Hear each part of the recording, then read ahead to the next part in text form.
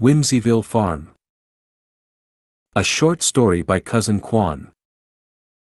This is a short story about common fears and misconceptions surrounding spiders or arachnids. We hope you enjoy this tale of an old farmer and 3 intriguing new friends he makes in a stressful situation. In the heart of the sprawling countryside, nestled between rolling hills and verdant meadows, lay the Whimsyville Farm. It was a haven for countless creatures, from chatty chickens to charismatic cows. But the true tales of intrigue and misunderstanding spun within the tangled webs of the spider community, a group of 8-legged neighbors who inhabited the corners of barns and the crevices of the farmhouse. First, there was Penelope the orb weaver, a creature of delicate beauty. Her body gleamed with iridescent shades of gold and silver, and her long legs moved with the grace of a ballerina. Penelope's web was her masterpiece, a shimmering tapestry that she meticulously crafted, its intricate patterns catching the light just so.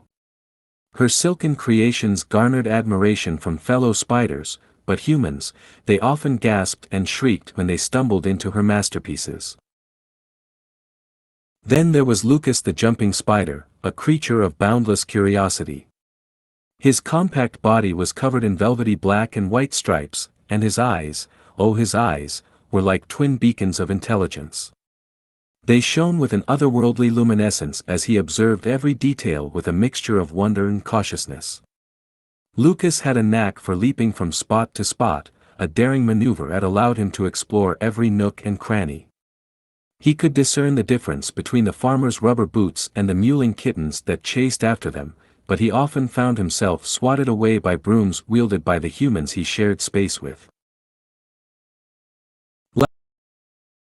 Lastly, there was Gideon the trapdoor spider, a creature of mystery and secrecy. His body was robust, covered in earthy tones that seamlessly blended with his surroundings. Gideon's most remarkable feature was his camouflage trapdoor, a circular lid that covered his underground burrow. It was a work of art in itself, a patch of dirt so perfectly disguised that it fooled even the keenest observer.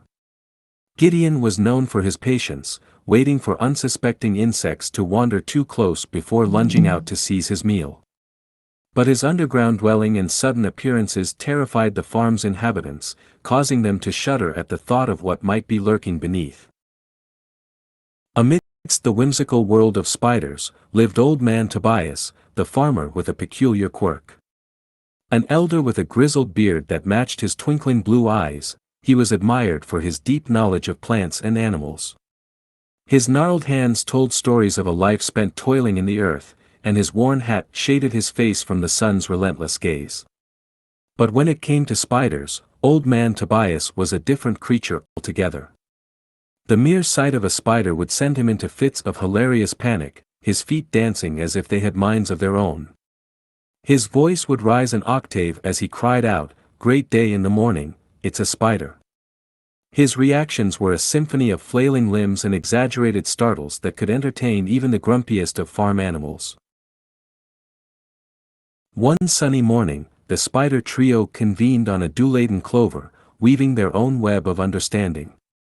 Penelope, Lucas, and Gideon had grown weary of the human shrieks and swats. They longed for a peaceful coexistence, but they didn't know where to begin. Penelope cleared her throat, the delicate vibrations of her voice carrying across the clover patch. "Friends, we must find a way to bridge the gap between spiders and humans. Our talents and quirks are unique, but they often misunderstand us. Old Man Tobias, for instance, he believes we're out to get him." Lucas nodded enthusiastically, his iridescent eyes gleaming. "Indeed. I've watched him marvel at bees collecting nectar, and yet he shudders at my graceful leaps.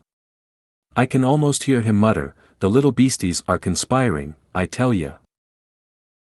Gideon's voice rumbled from beneath the earth, and I feel his tremors when he walks above my burrow. If only he knew I was merely waiting for a cricket, not plotting his demise. As the trio mulled over their predicament, a series of comedic events unfolded across the farm. The hens clucked, the cows lowed, and Old Man Tobias found himself in a sticky situation. One day, as he was weaving through the barn, his foot became entangled in Penelope's intricate web. He flailed about, arms flapping, trying to extricate himself. The commotion drew the attention of the spider trio. Penelope, Lucas, and Gideon rushed to the scene, observing the bumbling farmer as he wrestled with the silken threads.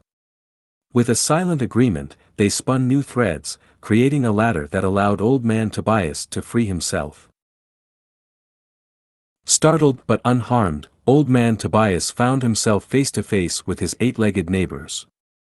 He stared in awe, his panic momentarily forgotten. "Well, I'll be.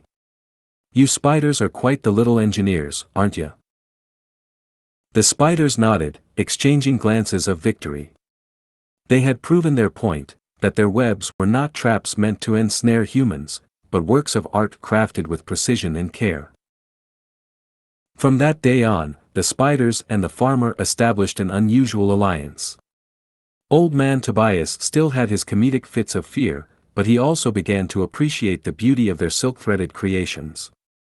He even took to visiting them in their corners, regaling them with tales of his farming adventures.